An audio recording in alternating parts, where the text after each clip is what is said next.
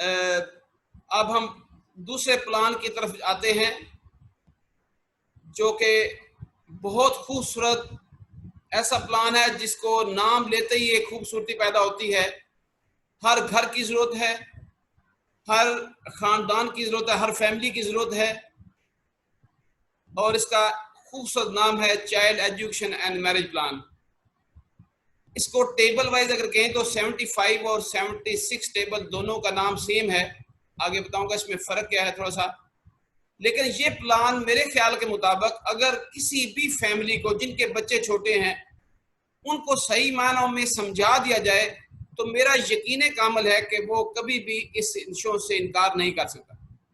बात सिर्फ वही है कि आज जो हमारे सेलमैन बैठे हैं, सेल्स मैनेजर बैठे हैं, एरिया मैनेजर बैठे हैं, वो सिर्फ अंडरस्टैंड करें कि जो प्लान होता है, प्लान समझाने का तरीक़ेकार, उसकी क्लोजिंग का तरीक़ेकार, और ख़ास तौर पे फैक्ट एंड फाइंडिंग सही तरीके से उसकी की जाए और फैक्चुअल पोजीशन पे उसको बता दिया जाए, और विद जज्बात के साथ ये प्लान होता है।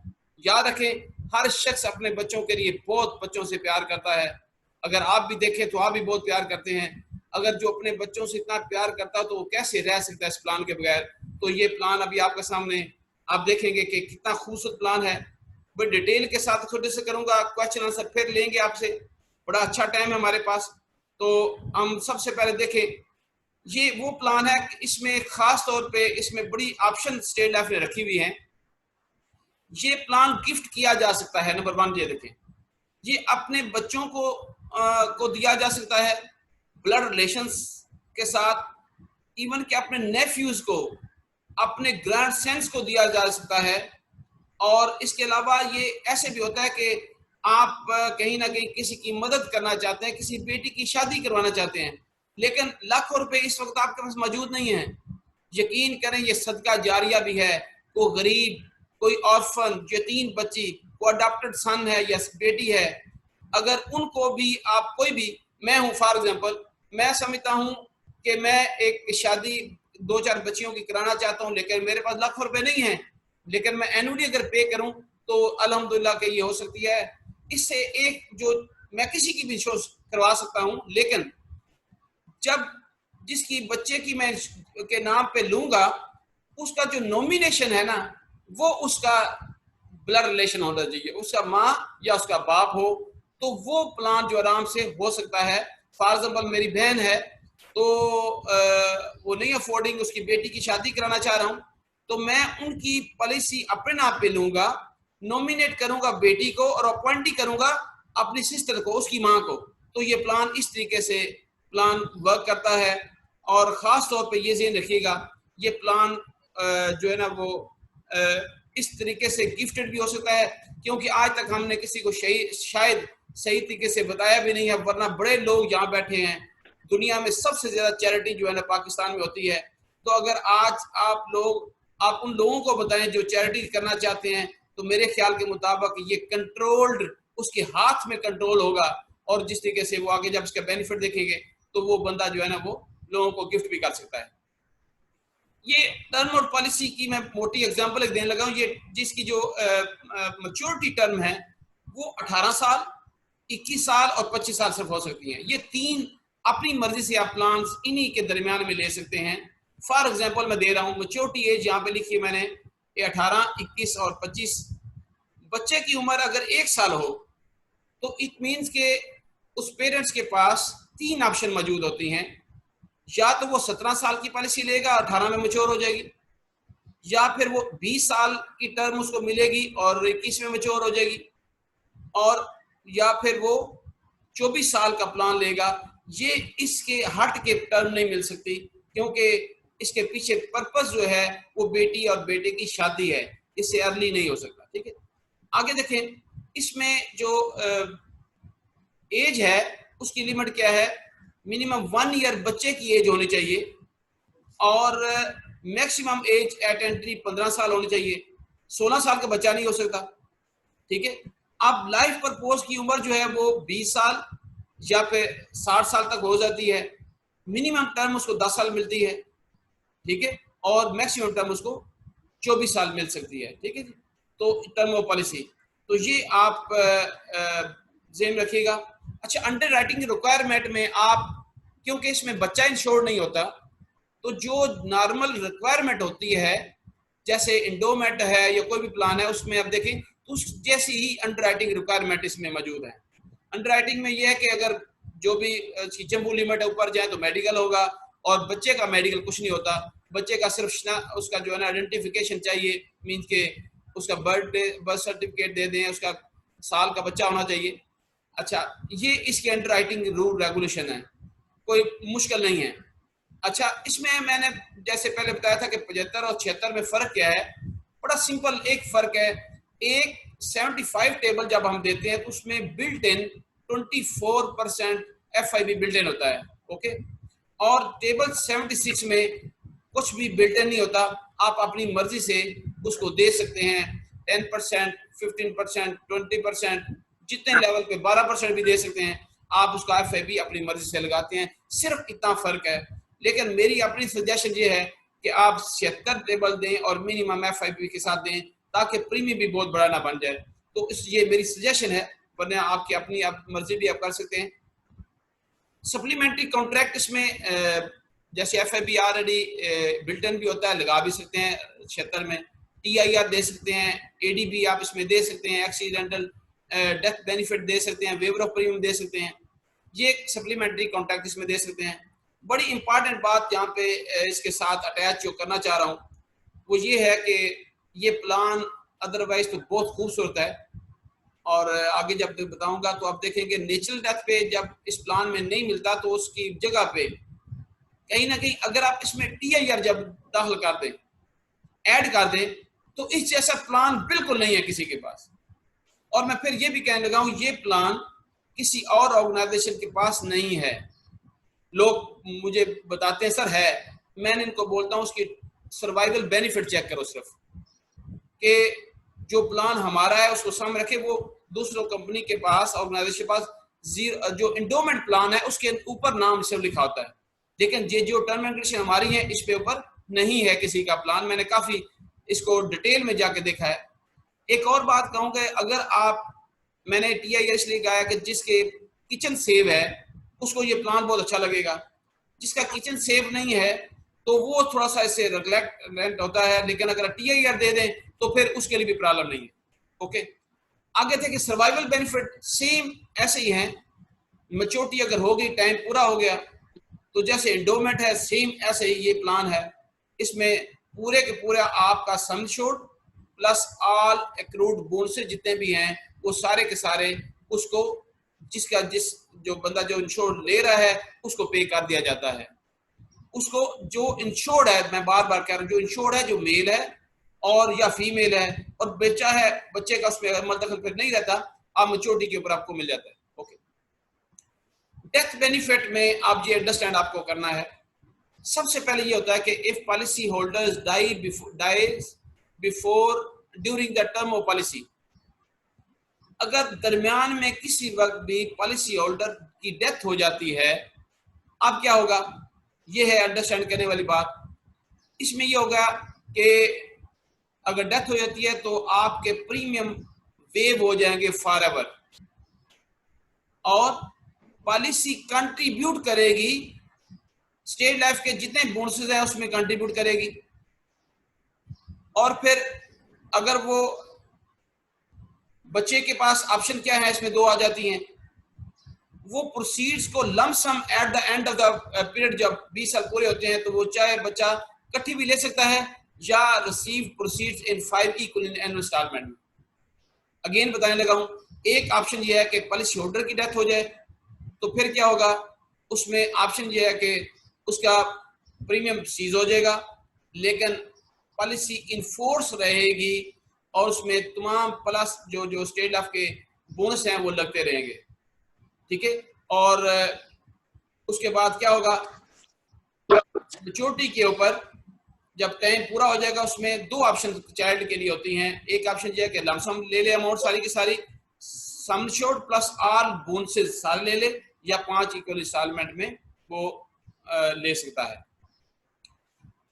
अगर बच्चे की अब डेथ होती है, ये है अभी दूसरा मेरे क्वेश्चन मुझे आया था रिटर्न में भी, कि बच्चे की अगर डेथ होती है तो उसमें क्या होगा। इसी दौरान में डेथ हो जाती है, policy order has the following 3 options. Number 1, 3 option होती हैं। सबसे पहले ये है कि वो ये प्लान को किसी दूसरे बच्चे के नाम पे स्विच कर सकता है, सेम एज इट इज, बच्चे को नॉमिनेट कर देगा किसी और को। नंबर 2 पे आ जाता है, वो जितने प्रीमियम पे किए हुए हैं वो सारे के सारे वो वापस ले ले, या उसकी cash value whichever is higher, दोनों में। फॉर एग्जांपल उसने उसकी कैश वैल्यू बन रही है 5 लाख रुपया और जिसने प्रीमियम प्लस बोनस बन रहा है, पेड प्रीमियम उसके ज्यादा बन रहे हैं, तो फिर डेफिनेट बात है उसको वो जो अमाउंट ज्यादा होगी वो पे कर दी जाएगी। तीसरी ऑप्शन ये होती है कि पॉलिसी को एज इट इज कंटिन्यू रखे और without naming the another child, तो एंड पे जाके वो उसको खुद खुद मैच्योरिटी पे चले जाएगी। ये इसकी ऑप्शंस हैं अगर बच्चे की डेथ होती है, और उधर आपने मैंने बताया कि अगर उसकी खुद डेथ होती है तो इसमें मौजूद है। अब यह है कि इसमें नेचुरल डेथ पे अदरवाइज नहीं मिलता, एक्सीडेंटल में मिलेगा क्लेम। वो आगे एक मैंने लिस्टेशन बनाई हुई है, उसके ऊपर मैं आपको थोड़ा सा लेके चलता हूँ। ये अब गौर करें, पूरी की पूरी मैंने इसके ऊपर एक लिस्टेशन है। एग्जाम्पल है, 32 साल का एक शख्स है, फीमेल है, और उसने बेटी की 1 साल उसकी उम्र है, 10 लाख पॉलिसी ली है, लिविंग डॉटर है उसकी। अब 3 चीजें उसमें कवर है, सेविंग है, प्रोटेक्शन और इन्वेस्टमेंट है। आपका बेसिक प्रीमियम आप 48,000 बन रहा है, और उसमें हमने दे दिया FIB, हमने ADB भी डाल दिया, ये डाल दिया। डालने के बाद हमने ये पूरे का पूरा प्लान जो है इसका 54,000 प्रीमियम बनेगा। अब देखें मैच्योरिटी इसमें क्या होगी, जब सर्वाइवल बेनिफिट उसको मिलेंगे, जब मैच्योर होगा तो 20 साल के बाद जो आज का रेट बता रहा हूँ जो 2018 में डिक्लेयर हुआ हुआ है उसके मुताबिक अगर हम कैलकुलेशन करें तो वो 34,44,000 प्रीमियम बोनस बनते हैं, जो कि मैं लास्ट भी FIB एंडोमेंट के सेम वाले वो रेट हैं। और माइट बी कि अगर it can be up and down depending on the future surpluses, क्योंकि हर साल इसकी एक्चुअल वैल्यूएशन होती है और हर साल इसके बोनस डिक्लेयर होते हैं, जो अगर बढ़ते हैं तो बढ़ा के दिए जाते हैं, कम होता है खुदा न खास्ता तो उसमें कम होता है। अच्छा, अब प्रोटेक्शन में मैंने लिखा हुआ है कि in case of expiry of the pair even payment of single premium God forbid accidental expiry लिखा हुआ है। एक्सीडेंटल में उसको क्योंकि ADB दिया हुआ है उसको मिलेगा 10 लाख मिलेगा, फर्दर प्रीमियम स्टॉप हो जाएंगे। एजुकेशन की मद में क्योंकि उसने 10% FIB लिया हुआ है, उसको बच्चे को हर माह 8,333 रुपए मिलते रहेंगे, जो अगर even payment of single premium मैंने बोला है, जो अगर फौरी तौर पे खुदा ना खास्ता डेथ भी हो जाती तो फिर भी 20 लाख रुपया FIB की मद पे उसको जा सकता है। लेकिन ये बताता जो इससे ज्यादा बनेगा, क्योंकि उसके बाद 2 साल के बाद जो है ना ये इसका 7% इंक्रीज भी इसमें होता रहता है। फिर मैरिज एक्सपेंसेस जब मैच्योरिटी होगी इवन देन उसको 10 लाख रुपए एक्सीडेंटल होती है वो मिल गया, नेचुरल में नहीं मिलेगा, और प्रीमियम स्टॉप हो गए। फिर उसको FIB एजुकेशन की मद में पैसे मिलना शुरू हो गए, और मैच्योरिटी पे फिर उसको 34 लाख या वट एवर जो भी अमाउंट बनेगी वो उसको पे कर दी जाएगी। तो इस तरीके से टोटल प्रोटेक्शन आपकी ये बनेगी। फिर मैंने लिखा स्टेज 2 पे in case of expiry of the child, वही बात है, प्लान जिससे ना पे हो सकता है, cash value or the premium can be refunded, और कंटिन्यू रखें without naming of other child. इसमें मेजर सर्जिकल बेनिफिट मौजूद है ऑलरेडी जो दूसरी प्लान में मौजूद होते हैं। इसमें लोन की फैसिलिटी मौजूद है, इसमें भी टैक्स रिफंड की फैसिलिटी जैसे दूसरे प्लान में मौजूद है इसमें भी मौजूद है। ठीक है जी, ये सारा चीजें अगर देख लें, अगर मैं यहाँ पे बताऊं, अगर हमने यहाँ पे छोटा सा TIR भी अगर एक वन टाइम दे दिया तो फिर क्या होगा, नेचुरल एक्सपायरी में भी 10 लाख मिलेगा, एक्सीडेंटल में ये 20 लाख हो जाएगा। आप देखें फिर प्लान हर तरीके से परफेक्ट हो जाता है, फिर आपको कहीं से भी इसको कोई प्रॉब्लम नहीं आएगी। तो ये एक प्लान है जिसके ऊपर मैं आपको डिटेल में बता चुका हूँ। प्लान इतने कॉम्प्लिकेटेड नहीं होते, सिर्फ उसकी अंडरस्टैंडिंग करना ही सबसे बड़ी बात होती है। जब आपको उसको रेलेवेंट बंदे को बताना चाहेंगे तो आप सुकून से इसके बाद भी आप रेड बुक को पढ़ें दोबारा एक दफा, इसके ब्रोशर्स हैं आपके पास, उसको स्टडी कर सकते हैं। फिर आपके पास ये एक प्रेजेंटेशन भी आ गई आपके पास, तो इसको करने के बाद जब आप किसी को पेश करेंगे तो आज भी घर में बच्चों का इंतजार है लोगों का, लेकिन हम शायद नहीं पहुंच पा रहे। मैं एक छोटी सी एग्जांपल, कराची का एक शख्स है अताब मोहम्मद, शायद बैठा हो, उसको 5 दिन पहले मुझे कहता सर मैं तो बहुत पीछे चला गया हूँ, तो मेरे 20 लाख कर्जा भी हो गया है हर चीज, तो क्या करूँ। तो उसको मैंने बैठा के पूरी मोटिवेट किया इसी और काफी लोगों को किया। मकसूद भी यहाँ बैठा है। तो तरीकेकार बताया, यकीन करें अगले वीक में मैं जब उसको फोन किया, कहता सर मैंने 2 लाख प्रीमियम कर लिया। तो बाकी उसने कहां से कर लिया? मेरी आपसे रिक्वेस्ट है, ये सीखने के बाद घर नहीं बैठ जाना और इसके बाद आपने अपने आप को आगे लेके चलना है। तो थैंक यू वेरी मच। मैं रिक्वेस्ट करूंगा जो क्वेश्चंस हैं एक एक करके अपने क्वेश्चन, इसमें किसी का कोई है, मेरी कोशिश होती है कि क्वेश्चन ना बचे, लेकिन इवन देन प्लीज। अस्सलाम वालेकुम। जो भी बोलेगा तो ऊंची आवाज में प्लीज। अस्सलाम वालेकुम।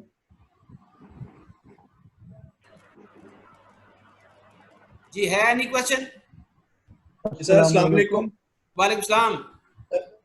सर मेरा सवाल ये है, आपने सर बताया है कि पॉलिसी होल्डर की डेथ की सूरत में बच्चे को ऑप्शन होगी कि 5 अकसात में वो ले सकता है पेमेंट।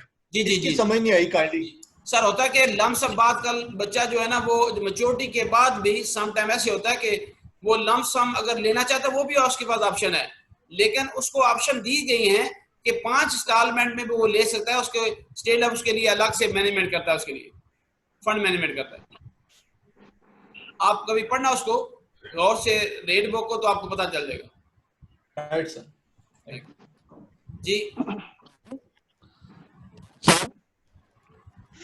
और कोई?